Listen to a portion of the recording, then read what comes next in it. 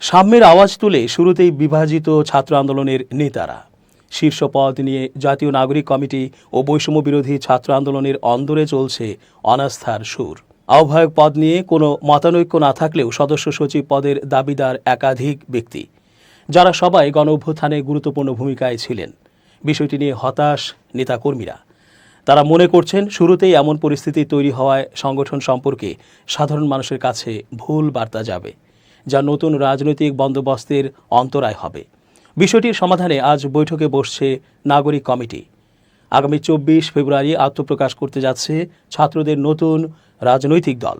শুরুতে আহ্বায়ক কমিটি গঠন করা হবে।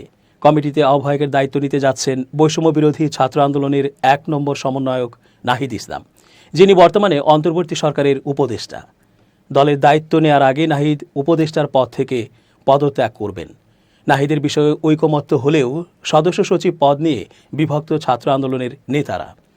একটি অংশ চাইছে নতুন দলের সদস্য সচিব হবেন ডাকসুর সাবেক সমাজসেবা সম্পাদক আখতার হোসেন, যিনি জাতীয় নাগরিক কমিটির বর্তমান সদস্য সচিব। আরেক অংশ চাইছে আন্দোলনের অন্যতম আরেক মুখ আলী আহসান জোনায়েদকে।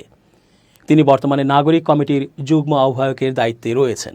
এছাড়াও এ পদের দাবিদার রয়েছেন আরও দুজন। তারা হলেন নাগরিক কমিটির আহ্বায়ক নাসিরউদ্দিন পাটোয়ারি ও মুখ্য সংগঠক সার্জিস আলম। আখতার ও জোনায়েদের মধ্য থেকে কেউ এ পদে না আসতে পারলে এদের নাম বিবেচনায় রাখা হয়েছে। আবার আখতার জোনায়েদ দুজনের কাউকে চান না এমন একটি অংশও রয়েছে নাগরিক কমিটিতে, যারা নাসিরকে এ পদে দেখতে চান।